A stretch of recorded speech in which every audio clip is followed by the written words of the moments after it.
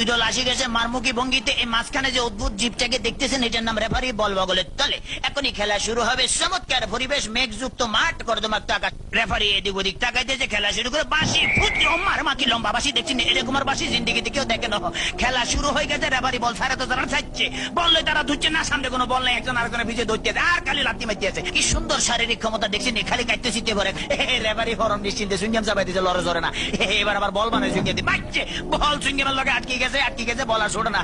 এতে কি কাম করলাম, রেফারি মুখের ভিতরে বল মারি দিয়ে, এটা তো গোল পোস্ট না, তবু মারি যে বল ছুটে না, ছুটে গেছে বল, মারলো কই মারলো আল্লাহ মালু, একজনের পাইছে। আমা আমা একই আলামত দেখছেন নি, বুটের লাগে সিঙ্গেম লাগছে, সিঙ্গেম লাগে বল লাগছে। তেমন বল ছড়ে দেয় না, কি করবো? তাৎক্ষণিক ভাবে ডিসিশন চিন্তা করলে দৌড়ে, রেফারিকে দৌড়াচ্ছে, রেফারি দৌড়ে হেঁটে দৌড়ে, রেফারি দৌড়ে হেঁটে দৌড়ে, এই দৌড়াইতেছে আমার রেফারি কাছে ভরে গেছে। কি মজা লাগলো, ঠিকই দিছি আমি। এবার উত্তেজিত হয়ে যেত, ডোন্ট মাইন্ড। এবারে খেলা আবার সরম গতিতে চলতে আছে। এরকমের খেলা কেউ দেয় না, বল কেমনে ফায়ার লগে ফিক্সড হয়ে গেছে, আর বেগুনে জাম করে উত্তর সিটটা কাটতে পারে না। এবারে দেখেন গুলির ব্যাং নৃত্য, গুলি লাফাই দিয়েছে কিন্তু বল ফাইতে না, হাতে হাতে ম্যাডাম দেখছি কি খেলা দেয়, আমার ম্যাডাম আর মারিয়ে নামে খেলা দেয় না, মার মার মার মারছে, দেখছি হ্যাক মারে দিচ্ছে কিরকম। ওরে মাগরে বল তোর পিছনের এখন গোল যাবে, তাড়াতাড়ি ওরে পিছনের ব্যাপক তারা দেখ।